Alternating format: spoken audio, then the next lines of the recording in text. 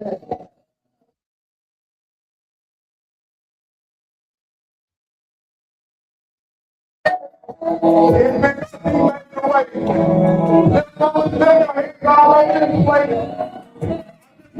made a way for somebody like me.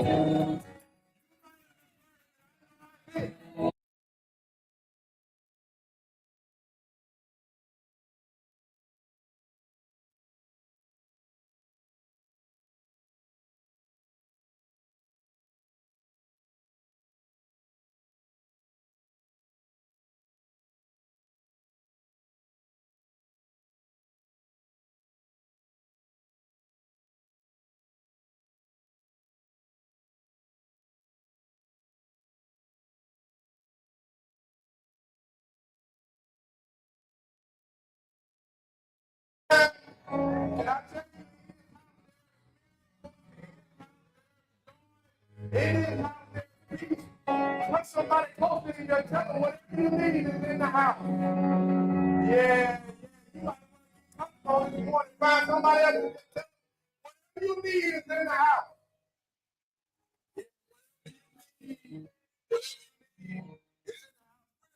Real quick, I know it's Super Bowl Sunday and I was tripping. I've been in Blender for the last month, so I know I was telling Zeno, I don't know, we missed out on Super Bowl. It's for that Super Bowl party whole 9 yards. But I'm gonna say this to help somebody. The Seattle Seahawks 2013, they played against New Orleans Saints. I'm not a football enthusiast, so don't judge me too hard. They played against New Orleans Saints. Watch this game. They begin to judge Seattle Seahawks. They call Seattle Seahawks fans the number 12 team member. Okay, Seattle Seahawks fans are considered the number 12, and those of you that don't understand football, you only allow 12 people on the field at a time for your team. But they say the fans are number 12 on the field. Pastor Bird, the reason why the fans are number 12 for the Seahawks, they said because the Seattle Seahawks fans, watch the Deacon Bird, they cheer so loudly that they cheer interferes with the offensive team. Meaning, watch this unit, they're so loud that they affect what go on the field because they cheer so loud. So then they begin to raise Seattle Seahawks fans actually came up with their own penalty because the fans are so loud that it interrupts what's going on the field. Why you think I'm still talking about Seattle Seahawks? I just need a handful of fans, Jesus fans, that would just make enough noise to interrupt what the enemy is going on the field. There you go, there you go. I dare you to interrupt what the enemy is trying to do. You know what the devil saying? Put them through. They got enough money to still draw away God. After all the drama and nonsense and attack after attack, and he still won't come to church. She still won't lift my head. They still won't worship me. Come on, I dare you to confuse the enemy with your praise. Oh, this morning, come on, get alive this morning. Not to just say in that church, but I'm laughing at Jesus. I worship because he's faithful. I dare you to make it own glory. Got to be crazy. Everything ain't going around me. Things ain't going around me. But actually, God still glory to my life. That's the reason why I give him praise. Come on, make some noise one more time. Come on, they put their hands together for Jesus all over this place. Come on, you put them hands together on this morning. Thank God for being in the house. Come on, make some noise, and then make some noise for victorious voices. God, when they give, so when they give, you take your seats in the house of the Lord. I give my God the end of my life to the chief cornerstone of the church. God the Father, God the Son, God the Holy Spirit. We thank God for Jesus, but it was him. Movement have our being. We stand 10 toes deep on that. His son died, rose with all power and authority in his hand. And because of that, we're able to stand in that same victory and that same authority on this morning. Of course, I thank God for my queen that stands beside my side, none other than Lady M. Come on, make me know for her. And I also ask the church and the family keep praying for them. She lost her aunt. We was in Louisiana yesterday, burying her. And then we back here worshiping on this morning. With that being said, Lady lives there as well. and as well, missionary care with my mom, evangelist care. They're still down there. They're some sisters, so pray for them. It's 19 siblings, so everybody and their mom was there yesterday. Niece and nephew, cousin, people that you're going to recognize, everybody family. But I say keep them in your prayers because they started with 19 and I think it's 10 kids left. So we definitely keep them lifted up. They encouraged and we're still here on this morning and just pumped up about what God's going to do. Somebody say, God's still good. God's still good. God's still good. Even in death, God is still good. Just for the record, I know this ain't a funeral home, but you do know death is transportation to the new life, right? That's it. For every believer, death is just transportation to the new life. Yeah, that's the reason why the scripture said we don't cry as those that don't have hope. But we have joy because we understand they're just sleeping. Once you know it, once you come into the knowledge of Christ, you look at death a little bit different. But thank God for her. Thank God for those people that's here. My team, Cora, come on, make some noise for them. Come on, y'all can do better than make some noise for team. We couldn't do what we do without those people. Deacon Zeno, we thank God for him. Lady Zeno, thank God for Deacon Bird. We thank God for Pastor Bird on this morning. Come on, make some noise for them. That's in the building. Pastor Lister, Lady Lister, they're in Holly Grove, so be praying for them this morning. You do know they do by Sunday, so every other Sunday, but they here with us every other Sunday as well. They're a part of the team, of course, Ministry Training Ashley. We thank God for her. Everything you see with media, sound, stuff that's going on, lights on and off, that's all her and putting together a team. So if you have any passion or something with media, definitely make sure you reach out to her as we build. But I just thank God for them because, listen, if you're a leader and you look behind you and nobody's following you, you're not a leader, you're just walking. But when you can look behind you and have people that support, people that's connected to you, people that's been a part, I want to say thank you. And also, I told Bishop I saw direct results coming from Full Gospel Conference when we had our little meeting the last weekend. Y'all came back and got right on it. Y'all was on time. Y'all pulled up, put everything to work. And I want to say I love you. I appreciate you for doing it. One more time, make some noise for my team, the core team, the people that make it happen. I want to say I thank God for you and everybody here. Of course, if you're a guest on this morning, just want to say I appreciate you. Thank you for coming up. Woman of God, thank you for keeping your word. You told us you're going to pull up, pull up. I would be old school and tell you, stand up and introduce yourself. But I know they said, Pastor Bird said people don't like this, so we ain't doing that. We ain't doing that. But I just want to say we appreciate you coming out this morning. Thank you for being part of the team. Once again, she's from Louisiana too. I said we're gonna have Louisiana in the building. Louisiana in the building. Something about that hot sauce pulling us in, Bird. We thank God all of us coming together. But I don't take it lightly. Somebody say, get to it. The game coming. The game coming. Don't be all day. We got to get to the game. So definitely. I understand this. I challenge the son to test out. Don't be so focused on the stats of the game that you're losing in the game of life. I love the game too, but make sure that you're winning at home and winning in your finance, winning in your marriage, and winning with your family as well. Somebody say the game is all right, but make sure you're winning at the game of life as well. Make sure you win at the game of life. Won't be before you long. I'm going to continue. Those of you that have not picked up on, I've been talking about that bread for the last 2 weeks. Somebody say, he's been talking about that bread. He's been talking about that bread. Last 2 weeks, I started off with this series before we had the winter storm. I talked about broken blessings. Then I went from broken blessings to I started talking about the leftovers that was left over. So here it is, we're getting into it today, Mark chapter 6, verse 50. I'm going to try to catch you up, show you where we're at. But I saw something, Bird. That changed my mind. And if you would, please stand. We'll get back to our customs on this morning. Bird, it's been a minute, so I'm knocking the dust off of me with that. But we stand for the word of God. I say all the time, if you could stand for the judge, when you're in that courthouse and they make you stand when all rise. So if you can stand for him, surely you can stand for the word. But most of all, it's something I learned, Zeno. If you want to stand in here, make sure you stand up for the word out there as well.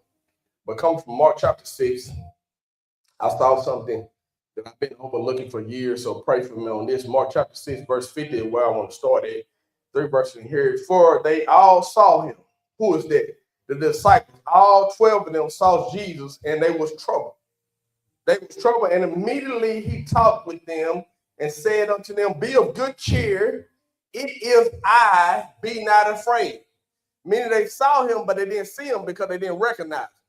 Meaning they looking, but they didn't recognize what they saw. And watch this in verse 51. It said, and they went up unto the ship, and the wind ceased, and they were sorely amazed, and themselves beyond measure, and they wonder. Verse 52 is where I want to get. For they consider not the miracle of the loaves. They didn't consider what he just did. I just took 5 loaves, 2 fish, and I just created a miracle. Here it is. You're panicking already. You just seen me work a miracle. I just brought you out. You just came out the pandemic. You know other people that died in the pandemic. You survived. You just came from a bankruptcy. You just came from a broken home. You just came and your finance been shattered, and I still brought you in 2026. And here it is in February. You tripping again. Yeah. He said, you messed up again. Have you not considered the loaves? For their heart was hardened when he said this. Take your seats for a little while. For a little while, let me work just a little bit. I want to talk about don't let the storm steal your story. Don't allow the storms of life to steal your story. Here it is, Minister Charles. If you have any social media platform, make sure you tell somebody you're at Impact Church. This word got you feeling some type of way. And if you don't feel like taking a selfie, you can always take a picture of myself or Minister Charles on the keys, because we stay what? Photo ready. Photo ready. Here it is. So look at your neighbor and say, don't let the storm steal your story. Y'all pray for me, because I told y'all I've been in the blend. I texted the core team last week, and I told them just pray for me, because every now and then you need prayer. I know sometimes, watch this, Jamie, they get confused because I'm standing up here holding the mic, and sometimes people think because you the preacher or you the praise and worship leader or you a minister, Pastor Bird, they think you invincible. Like you don't have problems or you don't get upset or you don't have issues. The devil is a liar. I'm human just like everybody else, because sometimes I feel like when people say, they say, it seems like, watch this, Deacon Bird is 1 step forward, 2 steps back. Yeah. Sometimes in life it seems like if it ain't one thing, actually, y'all must heard that before, because sometimes it seems like trouble just continue to follow you no matter what you go through. I had Deacon Zeno eyes big in the back. He asked me a question. I don't think he was ready for it. He said, man, just how you feeling, Pastor? I said, really? Do you really want to go there? You want to talk about the steroid shots that I got to get in my back, or the lidocaine patches, or the crunches, or us giving in about 1 a.m. I only had 4 hours of sleep, but I'm still here. My wife still singing, even though she's grieving about her auntie. Are you talking about that part of ministry? Or do you want me to give you a preacher thing to just say, just pray for me? Do you want to, you talking about the drummer with us transition with the building, even though I got a lease that says up in 7 months, and then you tell me I got to get out in less than 7 months, and you pushing me towards them? Are you talking about the doctor follow-up appointment that I got to do later on this month because they say they found something in my body? What are we talking about? Zeno's eyes got big, and I said, but at the same time, I got that Jesus joy, because they think because you're in ministry, sometimes people think you're an exception to the rule. Sometimes it'll fool you, because some people think you're exempt because you get those text messages on Tuesday, Thursday, and sometimes Saturday. You think I'm texting because I'm in a great place. You understand? Sometimes I ain't in a great place. Sometimes I'm in a bad headspace, but I still push and do what God called me to do. Or you just assume I'm here because I want to be here. No, that bed was calling me this morning on the 4 hours of sleep. I think Lady M said she was up long before I got up. She was already putting makeup on and everything. Deacon Bird, I looked out the corner of the eyes out of that bed. I don't know. I thought about texting Pastor Bird, text somebody. Y'all got that this morning. Just because I'm the pastor don't mean I don't have pressure and I don't go through stuff. It's a challenge sometimes just to get done what God called you to do. But I didn't come to put no burden on you this morning, because every good leader, they don't complain down, they complain up. But here it is. I want to help you this morning to tell you I got challenging too, but I found refuge in what David says. He says in Psalm 46, God is a refuge and a strength, and a very present help in a time of trouble. Can I be messy and tell you, the more trouble you get in, the more God show up? I want to help somebody on this morning and just ask you one question. Watch this now. Can God trust you with trouble? Yeah, some people, you want the blessing of God, you want the riches of God, but can I tell you, the blessing do not come without burdens. You can't want the blessing of God without the burdens of God. I laugh now because people desire stuff, watch this unit, but they don't understand the back of it, back end of it. Somebody say, you got to know the back end, you got to know the back end. I laugh when people say, yeah, Pastor, I'm ready to get married, because that's the blessing part of it. But then the back end part of a charge is actually waking up with that person morning after morning after morning. Yeah, I laugh now when people say, yeah, we planning on having kids. I laugh because it's the blessing, Pastor Bird, when you show the pictures and that little joker and you got the little diaper on and everything cute. And then the first month, everybody bring Pampers. Second month, they act like you don't need Pampers. Nobody show up with Pampers. You just got enough to get you through 90 days. It's because it is a blessing and it's a burden. I love it when somebody say, yeah, Pastor, I feel like God called me to preach. I laugh because I said, you about to be incarcerated to the gospel. I ain't the only one because Paul said, I am a prisoner of Christ. Yeah. Anybody that's been called to do this, actually, it won't be on accident. It's because God make you a prisoner to it. He handcuffed you to the word of God. That's why I laugh when people think it's a game and it's a joke. And Drew put out a play and said, preacher, do this for a hustle. But he was lying on some of us. Some of us hustle. Some of us doing it for real. Because when you do it for real, this thing hurts. When you do it for real, it's a real burden. It's a real pain. It's a real burden when you press. Because when you're doing something genuine that's coming from you, God pushing you to do this. I ain't want to do this. Too much other stuff. Can I be honest? I'm jealous of Charles. I wanted to be on the instrument, let my hair grow, come in and out, because don't nobody judge you. You can come in and out, do what you want to do as a musician. Everybody loves you because they can't do what you do. I didn't want no spotlight. I wasn't trying to do this. And let's be honest. I want to be honest because they told me I was in speech my whole life. They said I had a speech impediment. I went back to communicate with normal people. That's why when y'all respond, I realize y'all not normal. Yeah, y'all not normal. Y'all not normal because when you say amen to me or you respond a shout, I realize there's something wrong with you because they told me I won't be able to communicate with normal people. Here it is. I know at Black History Month I've been on my best behavior, but your president kind of stirred me up a little bit. I ain't gonna go there. Here it is. Frederick Douglass said like this: if there is no struggle, there is no progress. Say it one more time for the hearing impaired. If there is no struggle, there is no process. Anything you do where there is no struggle, I want to check it's not real progress. If you and your spouse ain't really arguing, there ain't no progress. If you don't really get into it with the kids, sometimes it really ain't no progress. If you ain't really have no bump in the head on the job or arguing, I don't know if it's real yet. Yeah. I love it when I first meet people and I ask them about their couples, talking about dating. Oh, everything's well. I love it. It's just a bliss. I laugh because I said, you ain't really got nothing yet. It's when you go through the storm of the relationship, I know it's real. I tell people, you ain't really with me until we done been through something. You ain't really a member of this church until you say, man, RG3 done got on my nerves. I don't know who he thinks he ain't. Who is he to talk to me like that? Oh, I don't agree with him. Then you show back up the next Sunday. I say, oh, yeah, she's a real member. Oh, yeah, he's a real member because it's until you go through the storm together, this ain't real. Yeah. After 25 years, I've been with the same woman. I can say, oh, it's real now because we done been through the ups and downs, been through the hard times. I remember watching them. I asked Lady Anna, I said, when was it that you made up your mind you weren't leaving? I think about 3-5 years into it before you really was sure that you were finna rock this thing in, because anything worth having is worth fighting for. Here it is. Let me help you on this morning. I'm trying to help you get a little biblical background, get somebody on this morning. I told you I've been dealing with the broken blessings. I said first Jesus showed. This is my recap, lady. Don't judge me. She judged me last week and pushed me out here way too early. Here it is. First thing I told you about broken blessings, I said he broke the bread. Watch this. When he had the bread, the first thing he did, he blessed it. He said, took the bread and he gave thanks.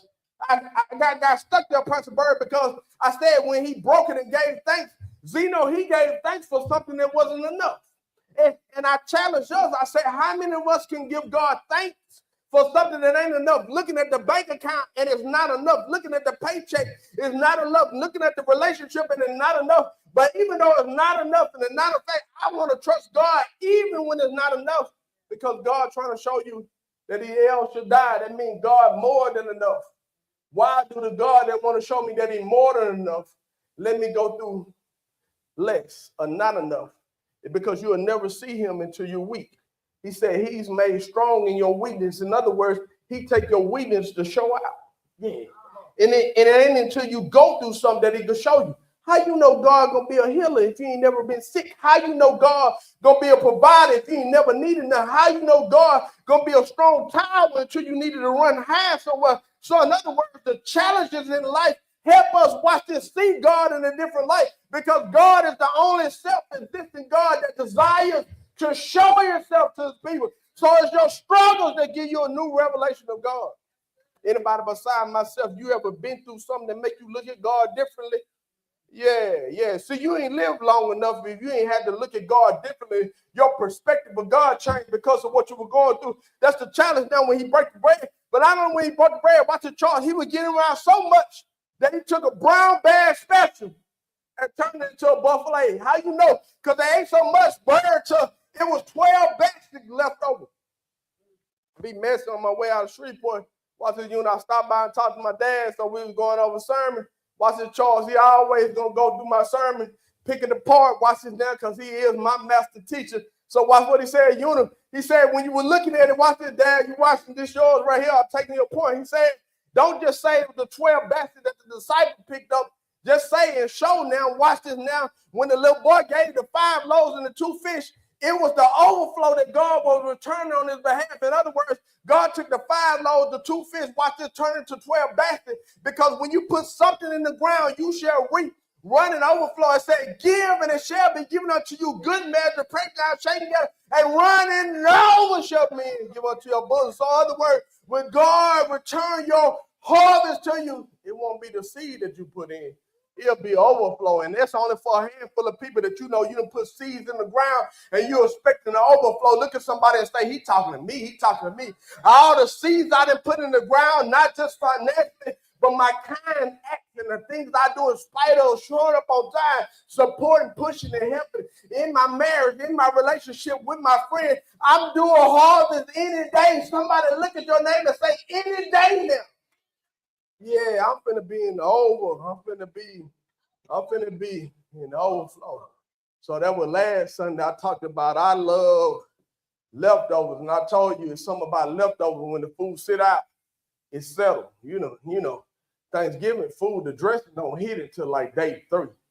Day 3 after it's set for a minute and then set in the icebox. Then you get it out the icebox and you throw it in that microwave, hit it for a quick 2 minutes, and then all of a sudden you whip it. I don't know about you. I don't use the regular thing. I like jelly on mine. So I slapped the jelly on there because it didn't settle a little bit. Don't look at me, like that. I put real jelly on mine. So when I'm eating it, watch this, it's because now I done allowed it to settle some, so it goes so leftovers hit because you done allowed it settle. But just like them leftovers, some things in life, it get better when you allow it to just settle. You dealing with stuff when it's still heated. That's why you arguing about it. Let that thing settle. You got this. Lady M acting crazy in the car last night. I just had to let it settle. Man, let me pull over to the gas station. She had crazy all the way back 3 hours. You waking up in the mid-sleep accusing me of falling asleep because you sleep and you want to argue. God ain't trying to argue with you. I got to get home.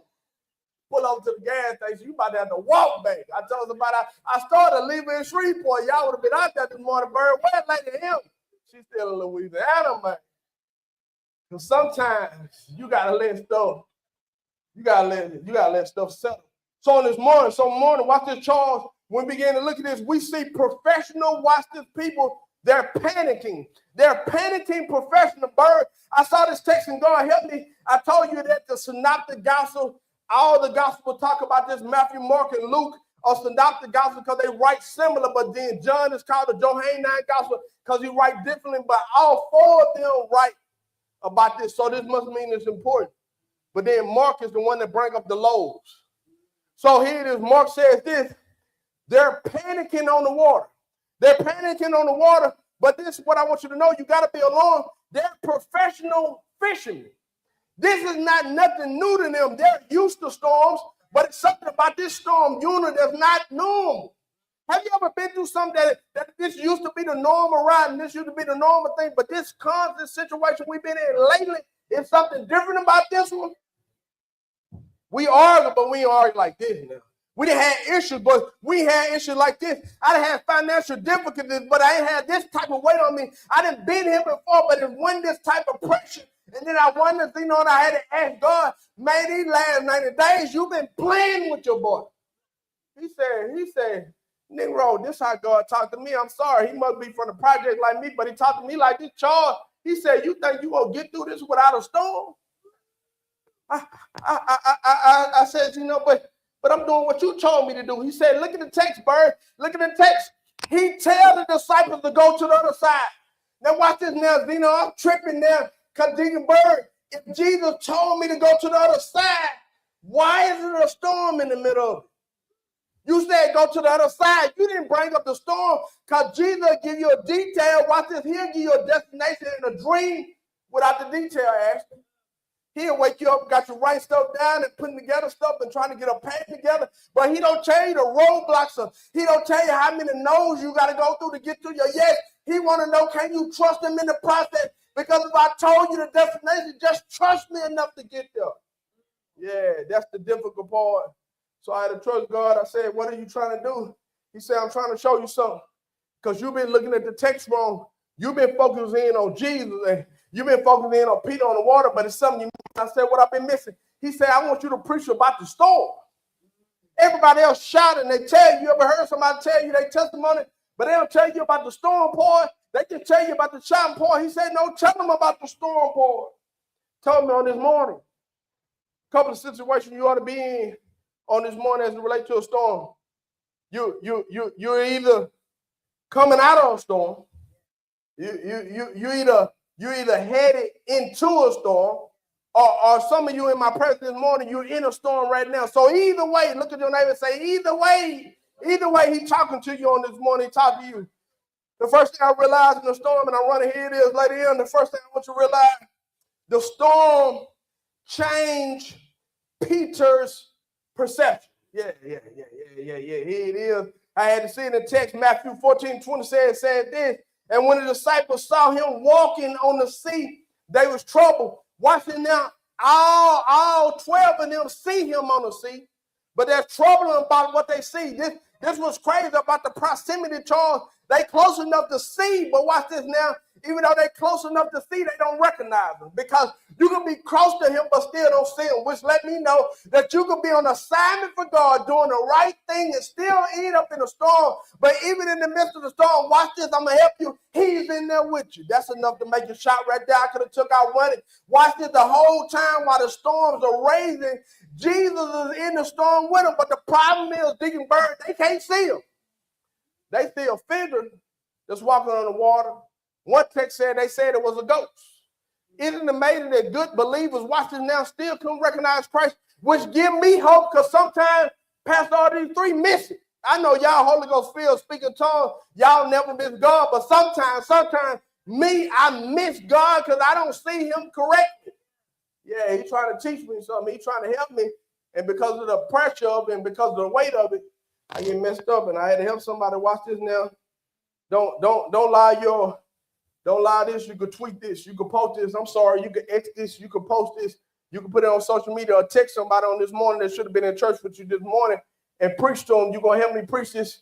Tell somebody, don't allow your predicament to change your perception of Jesus. Yeah, I know it is. Here it is. I'm saying one more time. Don't allow your predicament to change your perception of Jesus. Here it is. You could be in the midst of a situation that'll make you question Jesus in your life. You know how difficult this is, Charles? Now, Pastor Bird, she the real preacher, so she help you on this morning. If we was to backpedal or hit them with the juvenile Jamie, and I take them and we bag this thing up for a minute, and I tell you, watch it now, in chapter 6, or watch this, we in today, but if we was to back up to chapter 4, you'll see this ain't the first time that Jesus got them out of a storm. One time they in a storm, Pastor Bird, Jesus is sleeping in the ship, and they in a storm, get panicked. They gonna wake him up. He said, how long do I have to be with y'all? He said, peace be still. So this is not the first storm you done been in with Christ. But see, they in the storm. They don't recognize Christ. They can't acknowledge what's been happening. In other words, Jesus had brought them through storms before. But then they're having a hard time to trust him. So he's trying to put them in the mind of it. How can you let your predicament make you change your perception of me? I told you to go to the other side, must mean that I have a plan towards you. Like he told Jeremiah, I know the thoughts and the plans I have towards you, thoughts of peace and not evil, to bring you to expected end. Meaning Jesus has a destination for me. So just like if he got a destination for Jeremiah, it must mean he have a destination for me. I got to trust him in the process when I can't trace him. That's the difficult part. Yeah, the difficult part is to trust him when I can't trace the next couple of steps that he's trying to do. Because watch this, storms will distort your sight.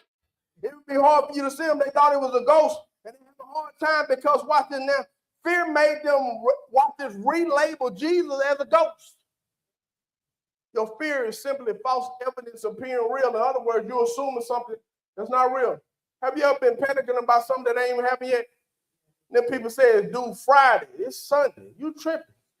I got a good 4 days. We finna go out to eat. I'm finna enjoy. Watch this now. I help somebody. I'll tell somebody, you know, if I ain't got it, I ain't got it anyway. You ain't finna take my joint too. You already took my money. If I ain't got it, yeah, let me help y'all with a secret. Like they said, you're going to have to open some of these. Deacon Bird, I said, ain't no point in me opening. Ain't nothing to talk about.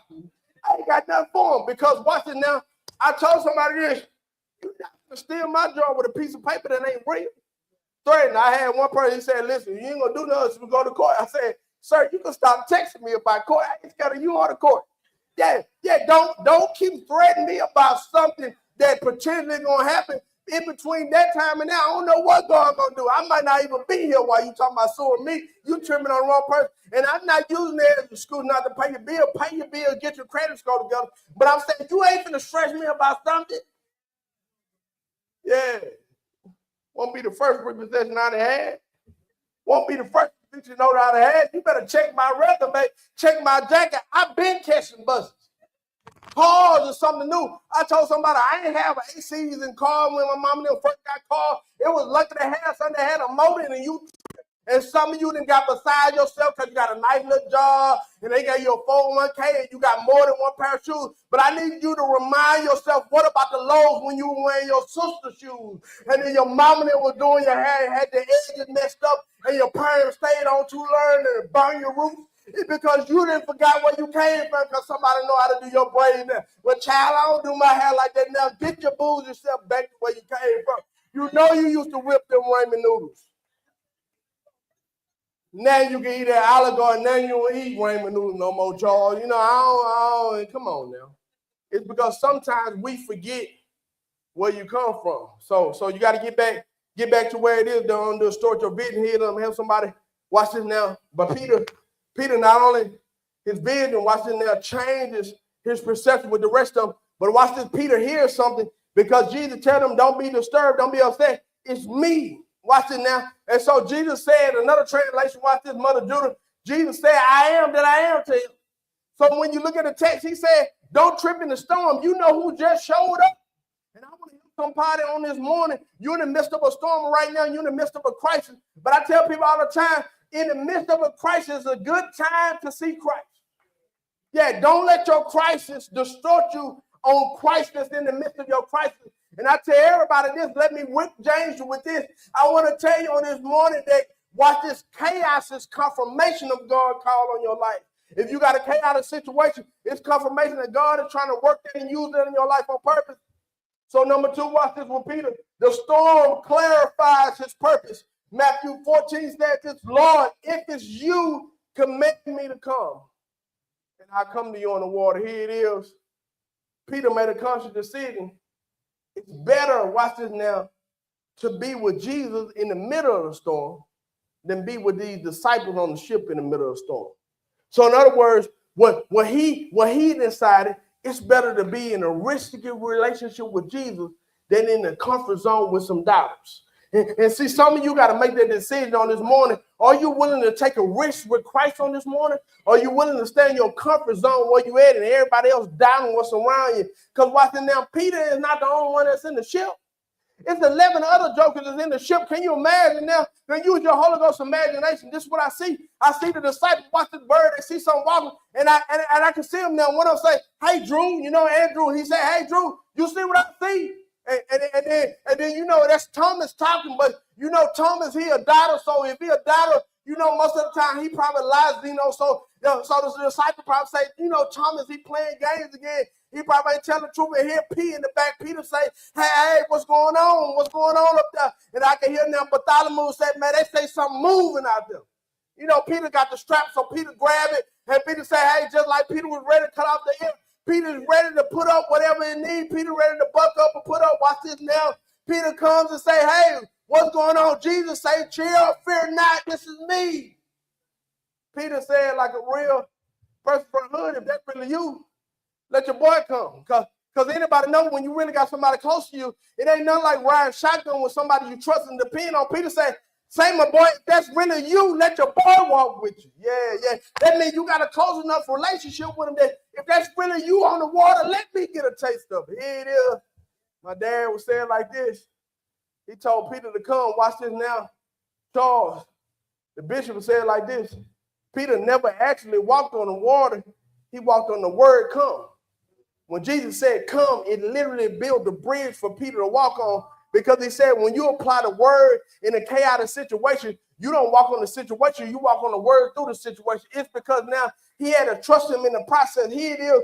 Peter had a clarified moment with him to walk in purpose because he was challenging himself to get out of his comfort zone. But it takes courage, Ashley. It takes courage to do what other people won't do. It takes courage. Can you imagine Peter climbing out the boat? Use your imagination with me. It's 11 other people. Man, you crazy. How do you know that's Jesus? He say he's Jesus, but how you know? Because we can't see him clearly. Yeah, how you know that God gave you the vision, Ashley? How you know that God's telling you to do this? They gonna question you left and right, bird. Are you sure that's him? People that's close to you, same people that broke bread with you. These ain't strangers that spectating your ideas and spectate. Girl, how you gonna do that and you're a single mom? Boy, how you gonna do that? And you broke, the last business you did, you had to close. The last ministry that you was a part of, you couldn't be faithful. It's challenges all around you. But it takes Peter to zone out.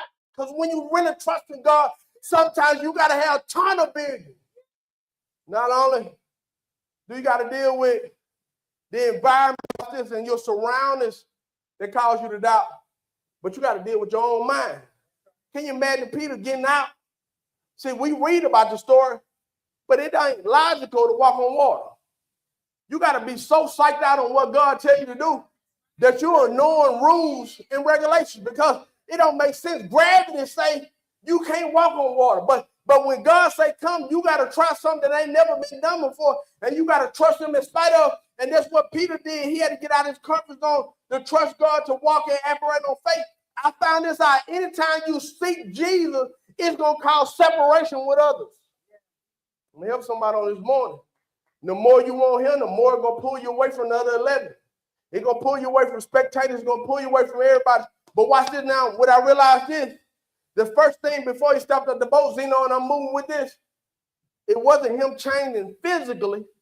It was him changing mentally. He had to mentally make a decision in his mind. That's Jesus telling him to come. And then his body followed after his mind. I want to tell some of you the reason why you're hanging up on this morning, the reason why you're stagnating, you have not moved, and you have not transitioned. It ain't because you can't do it. It's because in your mind. You said it this morning. If you don't mind, it don't matter. Yeah, something we say in the military. When you get to the point that you don't mind, it don't matter. Yeah. Once you get to the point that you're so psyched out that you don't care what you're experiencing, what you're going through, it's something that trigger on the inside of you that says, I'm not settling for nothing else. Anybody ever just been fed up? Then you don't care what the situation look like.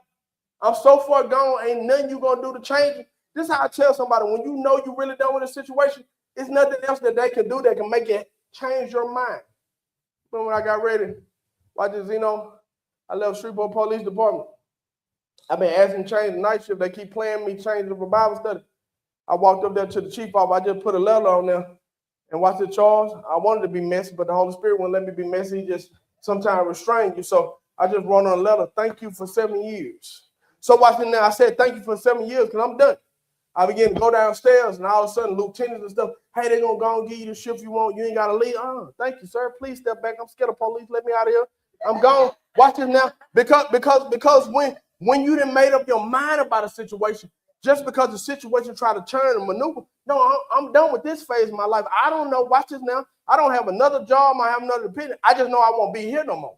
So in this situation, my mind has literally shifted and made up. My body gonna have to catch up with the rest of it because I'm gone. And see, that's how you got to be somewhere in your spirit where you done shifted and made up your mind. Your year 2026 won't be like 25. Now my body and the rest of my life gonna have to catch up with it, but my mind already gone. I'm already successful. I'm already an entrepreneur. I'm already blessed, highly favored, walking in good success. It's because my mind already there. I know that what the ATM say, but I ain't listening to the ATM. I'm listening to what the voice of heaven told me on side of me. It's just a matter of time. And when you start acting like that, you start walking on water. What is water? Water is something that should be on top of you, but you're on top of it. It means you didn't got to the point that what should hold you down ain't holding you down no more. What should distract you ain't distracting you no more. What should hinder you ain't hindering you no more. Here it is. Lastly but not least, and I'm going with this. Here it is. The storm changed Peter's perception. The storm clarified, gave him clarity. 3D, watch this. Peter purpose, but watch this. Lastly but not least, the storm tested Peter's posture. Peter began to step out on water. He doing something he never done. Yeah, y'all done heard this before if you're in the church like I have alumni. He's focused on Jesus. Watch this now. This was crazy. Help me with this. Y'all smarter than me.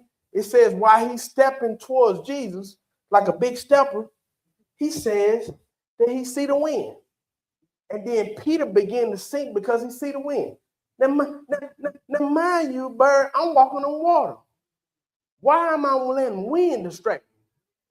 Now, if I'm defying the odds by walking on water, you think I'm going to let something as simple as wind distract me? Matter of fact, how do you see the wind? Help me on this morning. And then he began to look at something that changed his eyes off Christ. And can I be messy on this morning and tell some of you the reason why you're drowning or find yourself in a situation where you're drowning? You done took your eyes off the prize like an old preacher would tell you. You got to get back focused on him and tunnel vision. I tell people, once you start focusing on Christ, everything else will start lining up. And I'm a willing witness. I ain't going to lie to you on this morning. I'm telling you, in 2025, my wife will tell you, we building, we doing ministry, we're doing all kinds of stuff, trying to get stuff out the ground, do this. We were getting denied. We want to get approved for nothing. Ain't nothing changed. The charge then all of a sudden start talking about ministry. Watch this, Bird. I talked to God, had a real conversation like, man, I'm going to try it. I'm going to do this. Watch this charge. Soon as we step out, Deacon Bird, start doing what God told us to do. The house came together. The finance came together. Watch this, Bird. I'm thinking I got to change job. I ain't got to change job. They literally doubled my salary at the VA. I'm saying this crazy. Same job, same position. What they say, the government is shifted. They going to give y'all a raise. Now, here it is. I've been putting in applications, looking for different jobs. Thinking I'm finna leave. Finna do it. And I said, God, what happened? He said, in the midst of the storm, you stop worrying about the storms and the water raising, and you start focusing on me. Once you start focusing on me, I got the job together. Once you start focusing on me, the girl got the house we want. Once you start focusing on me and what for you, I'm telling you on this morning, if he could do that for me in 2025, I'm not talking about a long time. I'm talking about in a matter of 90 days, you went from being what is not approved for a rent house, but to build a house. You know that's God. That don't make sense. It don't add up. That's walking on water. That's something that don't make no sense at all. Only thing changed was our purpose. And I'm telling you that, not just to have a good sermon, I'm giving it to you like a testimony, because a testimony just comes from a test that you've been through, that now you walk around with a trophy and say it's success because of what we've been through. And I'm telling you the same thing. Once you change your focus, you're making your problem bigger than your God when it should be in reverse. You got to make your God bigger than your problems.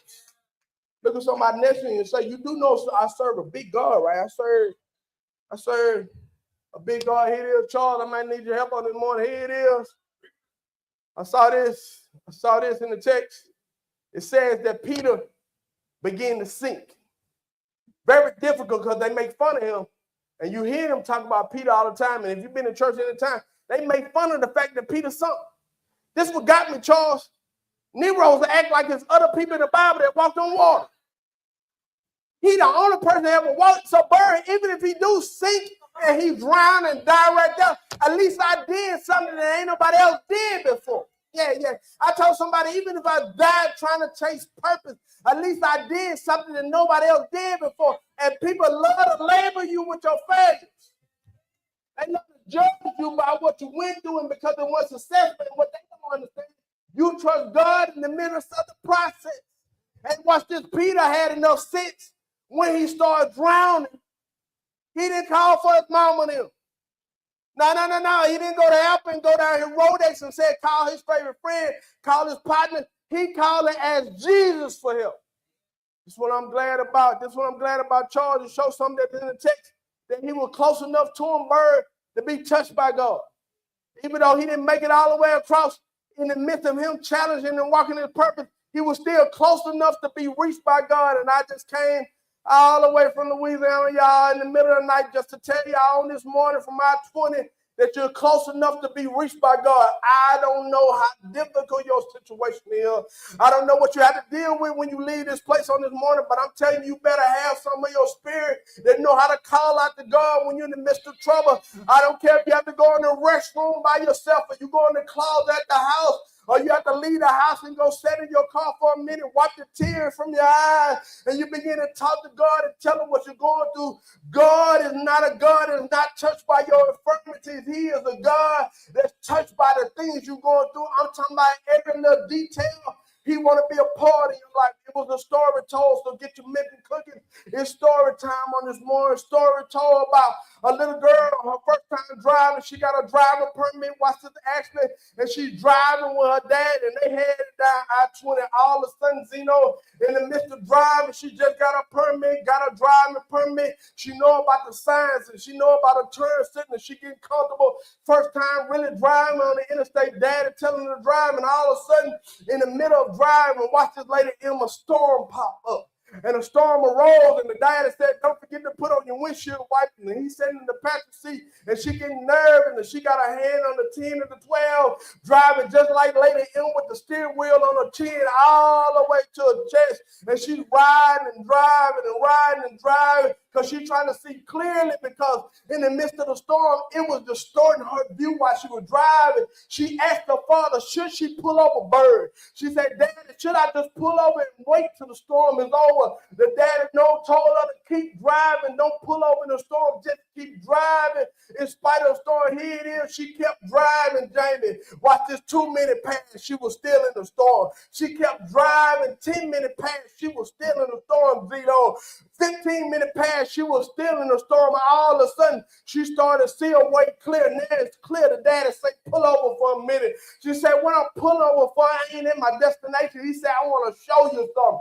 They stepped outside the car, watched this Charles. The daddy took her to the rear of the vehicle. He said, now look behind you. What do you see? She said, I see the storm. And she said, since you see the storm, what did you learn from this lesson? She learned from her dad. She said, I learned that you just got to keep driving in spite of. Because if you keep driving, you'll get to the other end of the storm. And I come to tell somebody on this morning, you got to keep driving so you can get to the end of the storm. I know the marriage is rocket right now. Keep driving. I know you're frustrated right now, but you got to keep driving. Bank account's a little low right now, but you got to keep driving. They lying on you, but you got to keep driving. You got yourself sometimes, but you got to keep driving. You get frustrated, but you got to keep driving. The president tripping online, but you got to keep driving. I know it's Black History Month, but you got to keep driving. All I come to tell you is to keep driving, because God can, and God will, and God shall do everything that He promised to you. But you got to trust Him in spite of. Trust Him in the process. Won't He do it? I said, won't He do it? Won't He do it? Look at your neighbor and say, won't He do it? Won't He do it? Ain't the Lord all right? Look at the neighbor and say, ain't the Lord all right? I know He's all right. Look at the neighbor and say, ain't the Lord all right? I said, look at your neighbor and say, ain't the Lord all right? I know the Lord's all right. Ain't the Lord all right? Look at the neighbor and say, ain't the Lord all right?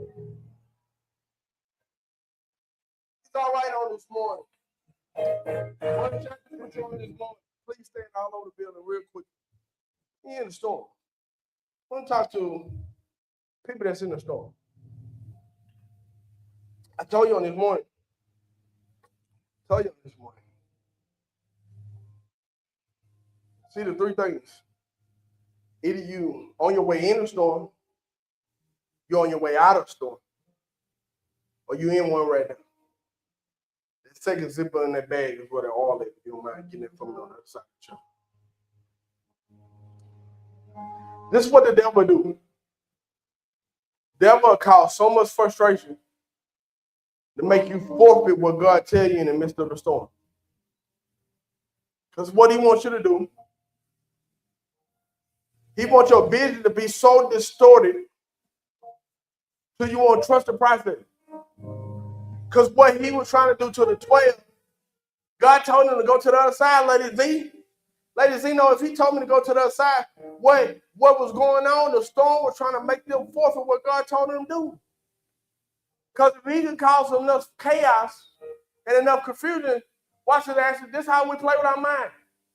Now you were standing there when he told you to go to the other side, you'll start saying stuff like this. But did he want me to go this way? Is this the direction he told me? Should I go to the other side? Maybe the other side ain't for me. But that's what the storm will cause. The storm will make you forfeit and question what God told you to do. And start buckling down and trusting him through the process. That's what I want to do. I want to pray for you. If that word means something to you, I want you to make your way to the altar. I just want to pray with you. I want to trust him in the process. I don't believe he allowed you to come for no reason. I believe he allowed you to come on purpose.